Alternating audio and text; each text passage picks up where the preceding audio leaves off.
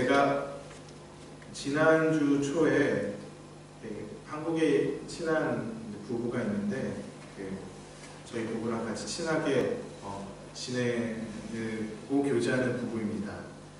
그런데 그 부부 중에 자매님이 저에게 카톡으로 질문을 하나 했어요. 어떤 자기가 이제 1대1 제자양육을 하는데 제자가 물어봤다고 합니다. 질문은 이런 것입니다. 아브라함이 믿음이 있는 자였기 때문에 하나님께 인정을 받았잖아요. 그런데 하나님께서 왜 굳이 이삭을 하나님께 드리라고 하시면서 시험을 하셨느냐? 한번 잠깐 생각해 보세요. 굉장히 제가 깜짝 놀랐어요. 이 질문을 받고 좀 순간 당황을 했어요. 그리고 생각을 해보고 답변을 했습니다. 답변을 하고 대화를 하는 중에 저도 정리를 하게 되었습니다. 좋은 질문이라고 이야기를 했고 그 다음에 이제 같이 이야기를 하면서 풀어가기 시작했어요. 아브라함이 이제 질문을 보면 아브라함이 믿음이 있는 자였기 때문에 하나님께 인정을 받았습니다. 그렇죠. 창세기 15장에 보면 이제 이삭을 낳게 될 거라는 것을 믿음으로 하나님께서 이제 의롭게 여기셨다라는 말씀이 15장에 나옵니다. 그리고 22장에 보면 창세기 22장에 보면 100세에 얻은 하나뿐이 없는 아들을 이제 모리아산에 바치게 되는 사건이 나오게 되고 그것을 성경은 믿음의 테스트라고 이야기를 하죠. 믿음의 시험이라고 이야기를 합니다. 상당히 15장과 22장 사이, 창세기 15장과 22장 사이에 모순이 존재하는 것 같아서 요즘에 한국의 젊은 사람들이 굉장히 크리티컬하거든요. 질문을 저도 이제 한국에 갔을 때 질문 세례를 많이 받았는데 성경 공부를 인도하게 되면서 질문 세례를 많이 받았는데 제가 생각해보지도 않았던 질문을 막 해요. 그래서 저도 공부하게 되고 연구하게 되는 그런 자극을 받게 됩니다. 고민을 하다가 로마서 4장이 생각이 나서 이제 로마서 4장에 바울이 이 부분을 어떻게 해석하고 이해했는지 찾아보게 됐고 이제 한번 이제 공부하게 되었습니다. 그래서 오늘 제가 묵상하고 본 내용들을 좀 같이 말씀으로 나누었으면 좋겠다 생각해서 준비를 했습니다.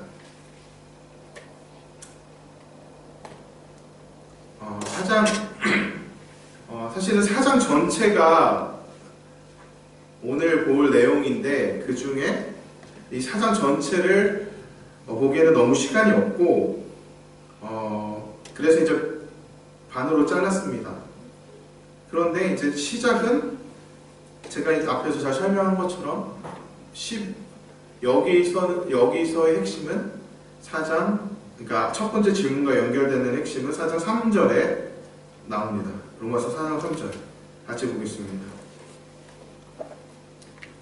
성경이 무엇을 말하느냐? 아브라함이 하나님을 믿음에 그것이 그에게 의로 여겨져야 되었느니라. 아멘. 아브라함이 여러분께서 잘 아시는 것처럼 아브라함이 100세에 아내였던 사라가 잉태할 수 없는 자궁을 가졌음에도 불구하고 하나님의 능력으로 아들인 이삭을 낳게 됩니다. 로마서 4장 4장 22절 한번 읽어보겠습니다. 시작. 그러므로 그것이 그에게 의로 여겨졌느니라.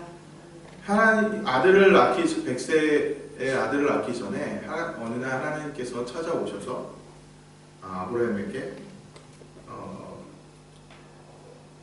후손을 낳게 될 것이고 그 후손을 통해 별처럼 많은 자손들이 나아지게 될 것이다, 번성하게 될 것이다 라고 약속을 하게 됩니다. 성경은 사라가 아이를 낳을 수 없는 상태임에도 불구하고 아브라함은 하나님의 약속을 믿음으로 말미암아서 하나님께서 그 아브라함의 믿음을 보시고 의롭게 여기셨다라고 이야기를 하게 되는 거죠. 로마서 4장에서는 할례냐 뭐 할례냐, 할례가 믿는 자에게도 할례가 필요하고 구원을 위해서도 할례가 필요하다라고 그렇게 주장하는 사람들에게 사도 바울은 무슨 소리냐, 아브라함이 의롭게 된 것은 할례를 받기 전 믿음으로 의롭게 된 것이다 라고 말하고 있는 그 컨텍스트 안에서 사도 바울은 이 아브라함의 믿음을 이야기하고 있습니다. 로마서 4장 3절과 22절은 아브라함이 아이를 낳을 수 없는 사라의 상태에도 불구하고 하나님의 약속을 믿는 것에 대해 하나님이 의롭게 여기셨다고 증거합니다. 특별히 이것은 창세기 15장 6절과 연관이 있습니다. 사도 바울은 여기서 사라가 아기를 낳을 수 없는 자궁의 상태를 죽음과 비교합니다. 제가 오늘 핵심적으로 볼 그 구절은 사장의 핵심적인 구절은 17절입니다. 같이 한번 읽어보겠습니다. 17절 시작. 기록된 바 내가 너를 많은 민족의 조상으로 세웠다 하신 것 같으니 그가 믿은 바 하나님은 죽은 자를 살리시며 없는 것을 있는 것으로 부르시는 이시니라. 아멘. 사장이 다 중요하지만 저는 사장의 가장 사장의 가장 척추와 같은 역할을 하는 구절을 찾는다면 17절 부활 신앙을 말하고 있는 17절이라고 생각을 합니다. 17절은 17절에서 특별히 사라가 아이를 낳을 수 없는 그 자궁의 상태를 사도 바울은 죽음과 같은 선상에 놓고 이야기를 하는 거죠. 그러니까 생명을 잉태할 수 없는 상태를 마치 죽음과 비교해서 이야기를 하게 된 사도 바울이 이야기를 하고 있습니다. 그래서 사도 바울은 아브라함이 믿었던 믿음, 아브라함이 하나님의 약속을 믿었던 그 믿음, 이삭을 낳게 될 것이라고 했던 그 믿음은 부활의 신앙이라고 이야기를 하고 있는 것입니다. 바울은 아브라함이 생명을 있게 하고 죽은 자를 살리시는 하나님을 믿는 부활의 신앙이 그를 하나님 앞에서 의롭게 했다라고 이야기를 하고 있는 것입니다. 18절, 20절에 보면 쭉 이야기를 하고 있는데 아브라함은 그런 바랄 수 없는 죽음과 같은 그런 상황 속에서, 그런 절망적인 상황 속에서 끝까지 절망하지 않고 하나님을 믿었다 라고 이야기를 하면서 이것이 부활의 신앙이다 라고 이야기를 하고 설명해주고 있는 것입니다. 아브라함은 자신의 절망적인 상황 속에서 자신의 절망에 집중하는 것이 아니라, 또 절망적인 환경에 집중하는 것이 아니라 하나님의 약속을 믿고 특별히 죽은 자를 살리시고 또 있는 것을 없는 것을 있게 하시는 그 하나님을 믿음으로 의롭게 되었습니다.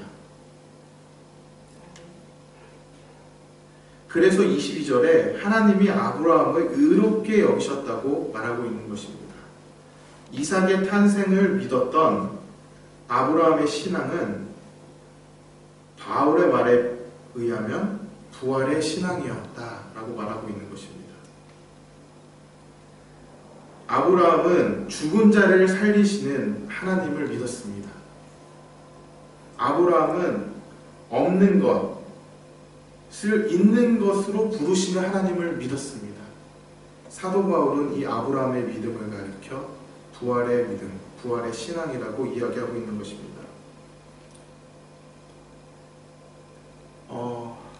아까 그 질문 좀 들어주시겠어요?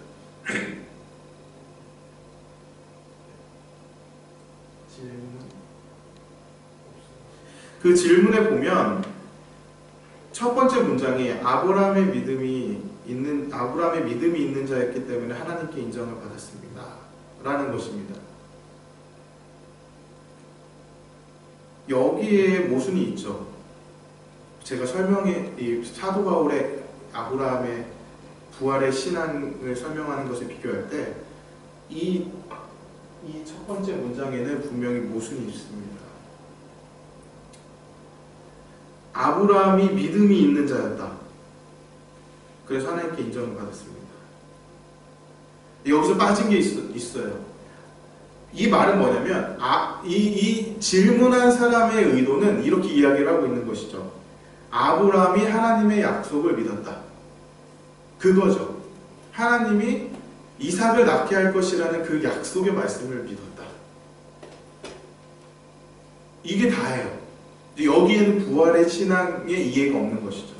근데 사도 바울은 그냥 하나님이 어느 날 갑자기 나타나셔서 아이를 낳을 수 없는 부부에게 너는 아이를 낳게 될 것이다. 엄청난 거죠. 그것만으로도 기적이고. 그런데 아브라함은 그 현상을 뛰어넘어 영적인 어떤 리얼리티를 본 것입니다. 그것은 바로 죽은 자를 살리시는 하나님의 능력, 하나님 자신을 본 것이죠. 어떤 현상이 있을 때 우리에게 나타나는 그 현상을 통해서 하나님 자신을 발견하고 하나님 자신이 드러난다는 것을 우리가 믿는 행위는 엄청난 믿음의 행위입니다. 보통 일반적인 사람들은 그냥 기적이다 이렇게 말할 수 있습니다. 또 뭐 믿지 않는 사람들 우연이다 말할 수도 있죠. 그런데 진짜 믿음의 사람이라면 그 현상을 뛰어넘어 하나님이 누구신지를 봐야 한다는 것이죠. 아브라함은 죽은 자를 살리시는 하나님을 보았습니다. 그래서 기독교 신앙의 본질은 바로 이 부활 신앙에 있는 것입니다. 예수 그리스도의 십자가조차도 사실은 부활에 근거하고 있는 것이죠. 보통 예수님의 십자가 따로 부활 따로 보죠. 그래서 예수님의 십자가의 죽음, 만약에 이 부활이 없는 십자가를 생각한다면 그거는 위대한 어떤 성인의 죽음이 되는 것이죠. 그런데 예수님이 부활하신다는 걸 전제로 십자가에 돌아가셨다면 그것은 하나님의 아들이고 하나님 자신의 죽음이 되는 것입니다. 제가 예전에 신학 공부를 할 때 이 개념을 몰트만의 희망의 신학을 읽다가 이렇게 컨셉을 잡았어요. 하나님 이 십자가의 죽음, 몰트만의 십자가의 죽음이 단지 죽음 자체를 의미하는 것이 아니다. 부활을 전제로 한 죽음이다 라고 이야기를 하는 것을 보고 제가 많이 감동을 받고 이렇게 부활과 십자가의 연관성을 정리한 적이 있습니다. 맞습니다. 기독교 신앙의 본질은 부활 신앙에 있습니다. 아브라함의 믿음을 통해 사도 바울이 이야기하는 것은 부활의 신앙입니다. 단지 약속의 말씀을 믿는 것, 그것만을 말하는 것이 아니라 보다 궁극적으로 기독교 신앙은 아브라함의 신앙이 보여주는 것처럼 부활의 신앙이 있다라고 말을 하는 것입니다. 만약에 우리가 하나님의 약속, 그 언어 자체만 믿고 그 하나님 자신을 보지 못한다면 우리는 신앙의 본질에 다가가고 있지 않다는 것입니다. 그래서 어떤 사건을 통해 우리가 항상 조심해야 될 것은 뭐냐면 우리 기도에 응답하시고 우리의 작은 신음의 소리를 들으시고 그리고 하나님이 우리에게 복 주시고 하나님이 우리를 통해 일하시고 이런 모든 것들 속에 하나님 그분의 능력이 드러나야 된다는 것이죠. 하나님 자신이 드러나야 된다는 것입니다.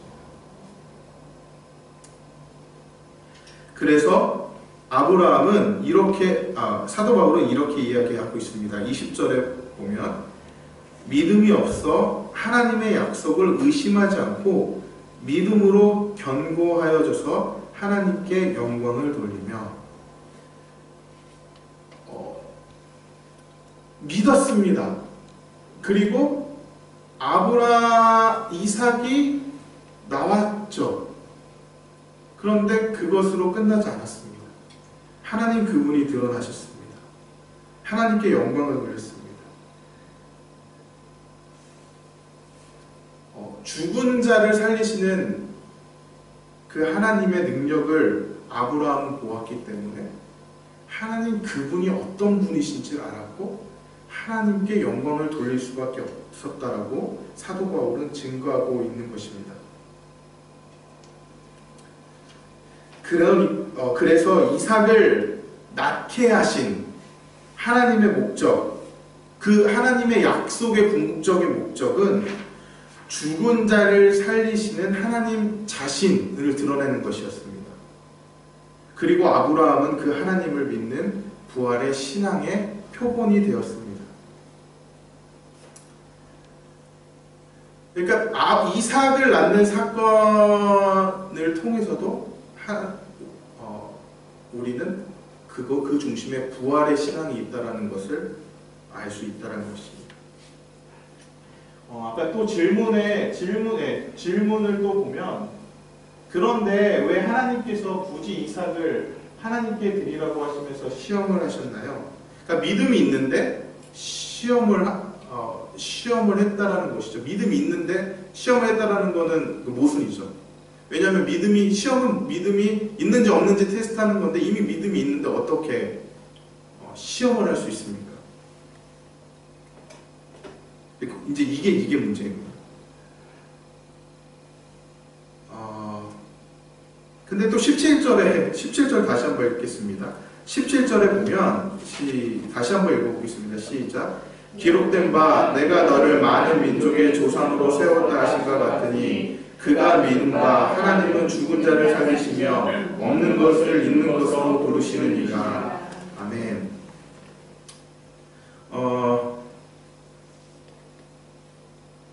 이 구절은 다른 또 신약 성경에서 이야기를 똑같은 말을 하고 있는 것이 있습니다. 히브리서 11장 19절에 보면 19절에 읽을 건데 17절부터 18, 19를 한번 찾아보겠습니다. 히브리서 11장 17, 18, 19절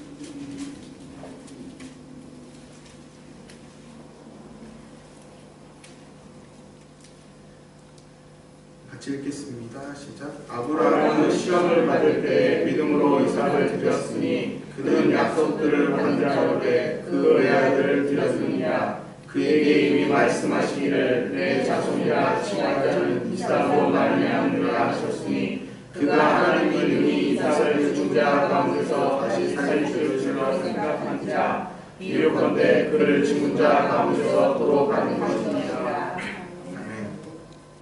똑같은 컨셉 안에서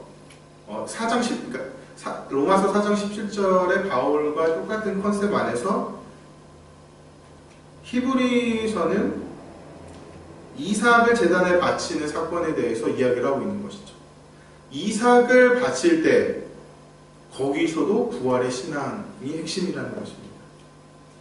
이삭을 낳게 했을 때도 부활의 신앙이 핵심이었고 이삭을 바치는 사건 속에서도 아브라함은 이삭을 바칠 수 있었던 이유는 뭐냐면 그 이삭을 살리실 하나님의 능력을 믿음으로 말미암아서 이삭을 바쳤다는 것이죠.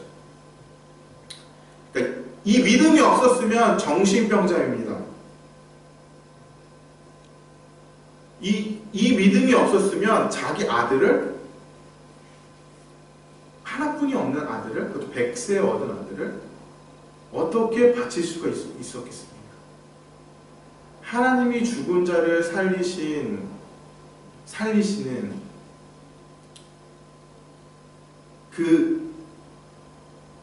그런 분이시라는, 그런 능력의 하나님이시라는 사실을 알았기 때문에 그 부활의 신앙을 기초로 아브라함은 이삭을 제단에 바칠 수가 있었던 것이었습니다. 그렇다면 이 질문에 우리가 답을 할 수 있습니다. 왜 하나님께서 굳이 이삭을 바치라고 하면서 아브라함을 시험하셨습니까? 질문 자체가 잘못된 것이죠. 그러니까 신약 성경 전체로 보면은 믿음은 한순간을 위한 것이 아니라 하나님의 관점에서는 믿음은 인생 전체를 위한 것입니다. 인생 전체를 위한 것이라는 것이죠. 아브라함의 창세기 15장에서 이삭을 낳을 것이라는 것을 믿음으로 하나님께 의롭게 받은 그 아브라함의 부활의 신앙이나 창세기 22장에 이삭을 바칠 때 하나님을 믿었던 그 부활의 신앙을 가졌던 그 아브라함의 믿음이나 본질적으로 같은 것입니다. 여기서 하나님은 믿음이 초기 아브라함이라고 말했습니다. 초기 아브라함에서 이제 믿음이 끝났다. 이제 너는 진짜 믿는 자다. 의롭게 됐다. 여기서 믿음이 끝난 것이 아니라 믿음은 평생을 거쳐서 계속 검증되고 시험되고 계속해서 우리가 지켜야 될 것이라는 것이죠. 그래서 믿음은 인생 전체를 통해서 우리가 검증받아야 됩니다. 어떤 순간에 믿음이 좋았다가 어떤 순간에 믿음이 약해졌다? 우리는 그렇게 흔히 말합니다. 그러나 지금 믿음이 없다라는 것은 믿음이 약해진 게 아니라 그냥 믿음이 없는 것이죠. 과거에 믿음이 좋았다가 현재 믿음이 없다? 믿음이 약해졌다? 이런 것은 어떤 의미인지는 우리가 알고 있지만 논리적으로 잘못된 것입니다. 기독교 역사 속에서 이 칭의와 의롭게 된 것과 이 성화, 거룩하게 된다는 것에 항상 이렇게 분리가 있었는데 요즘은 그리고 기독교 역사 속에서 칭의와 성화는 하나님의 같은 은혜이고 분리할 수 없는 것이라고 많이 이야기를 합니다. 그러니까 하나님께서 의롭게 된다라는 사실은 과거에 벌어지는 사건으로 끝나는 것이 아니라 계속해서 현재 그리고 궁극적인 미래가 되어야 되는 것이죠. 그러니까 누가 칭의를 받았는지 사실은 아무도 모른다는 것입니다. 그러니까 보통 이제 예정을 이야기를 할 때 이거는 장로교든 감리교든 우리 예정을 믿잖아요. 예정을 이야기를 할 때 어떻게 예정받은 사람을 알 수 있습니까? 라고 질문을 할 때 이제 우리가 마지막에 가봐야 안다. 마지막에서 뒤로 돌아봤을 때 하나님 그 사람을 예정했었구나. 나를 예정했었구나. 이렇게 결과를 보고 판단할 수 없다라고 교리적으로, 건강 교리적으로 우리는 그렇게 이야기를 합니다. 그렇기 때문에 과거에 내가 이런 믿음이 있었는데, 과거에 내가 이랬었는데, 과거에 내가 이렇게 했었는데 라는 사실은 우리 신앙에 그렇게 도움이 되진 않습니다. 그러니까 지금 인생 전체를 통해서 하나님께서 나의 믿음을 순간마다 계속해서 테스트하시고 우리에게 요구하시고 우리가 믿음을 통해 어떤 사건들을 뚫게 하시고 계속해서 하나님을 드러나게 하시고 하나님의 능력을 드러내게 하시는 그 믿음의 행위를 하나님께서는 계속해서 인생 전체를 통해 요구하신다는 것이죠. 초기 아브라함이나 후기 아브라함이나 하나님은 항상 동일하게 한 믿음을 요구하셨다는 것입니다. 그렇기 때문에 이 질문 자체는 잘못된 것입니다.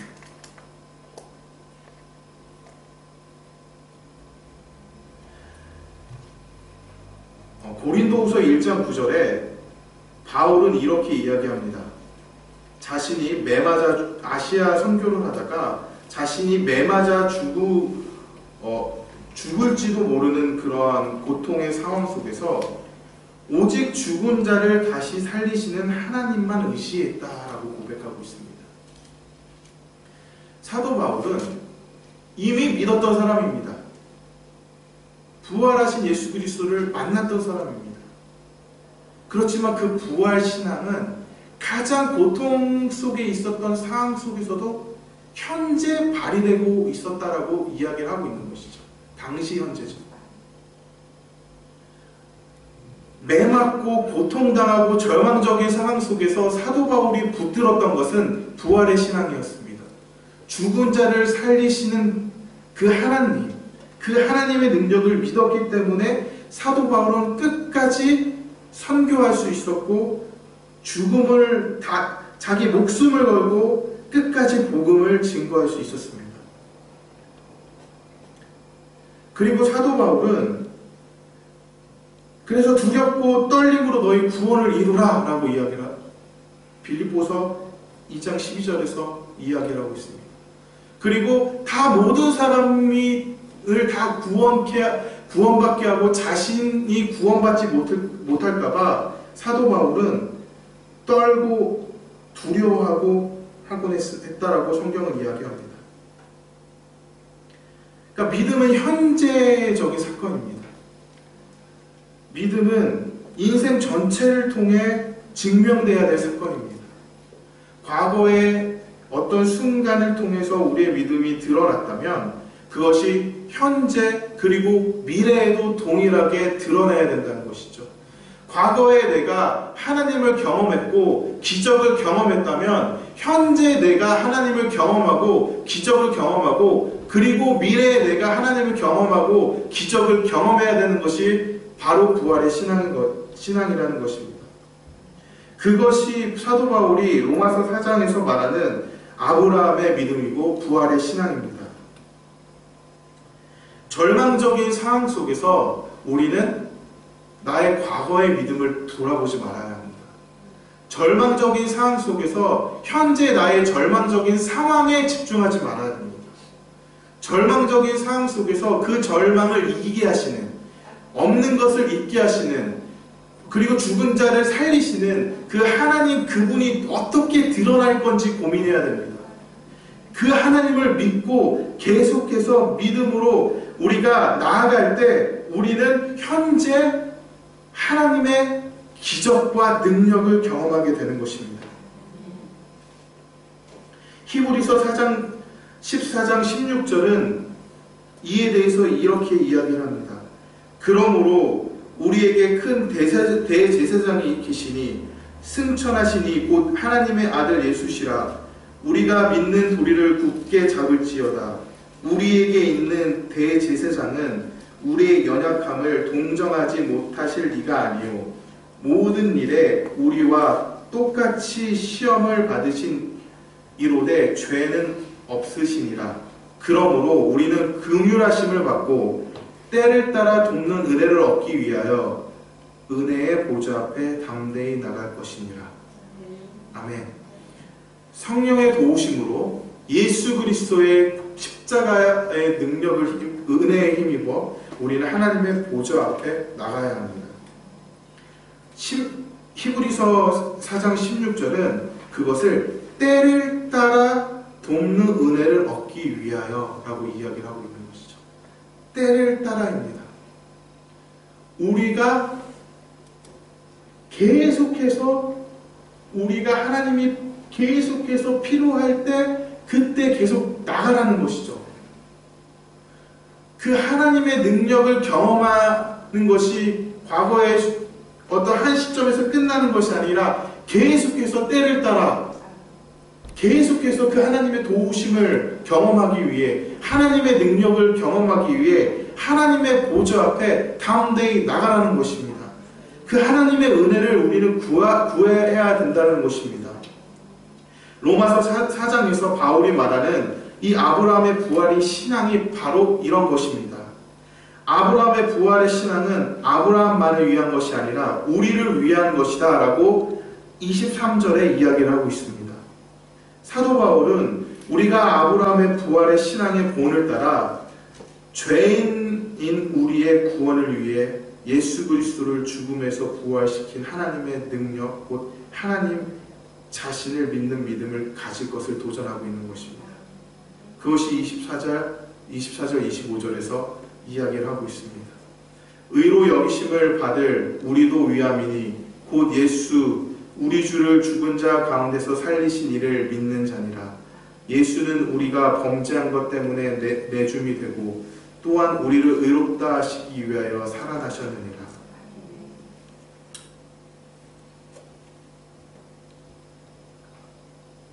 그러면 왜 하나님이 굳이 이삭을 하나님께 드리라고 하시면서 시험을 하셨나요? 라는 질문에 대한 저의 성경적 대답은 하나님은 인생 전체를 통해 우리의 믿음을 요구하신다는 것입니다.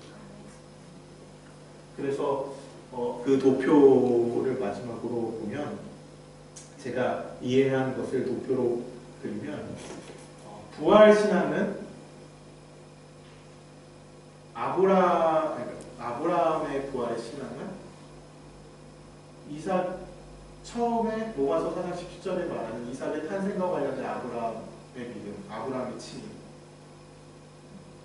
그리고 히브리서 11장 19절에서 같은 맥락에서 이야기하는 이삭을 제단에 바친과 관련된 아브라함의 믿음, 이 두 가지는 같은 신앙이라는 것이죠. 같은 부활의 신앙이라는 것입니다. 그래서 우리 인생 전체를 하나님께 믿음으로 바치고 하나님께 믿음으로 드리고 하나님을 믿음을 통해 우리가 그 부활 죽은 자를 부활케 하고 없는 것을 있게 하시는 하나님의 능력을 날마다 경험하는 저와 여러분 되시기를 바랍니다.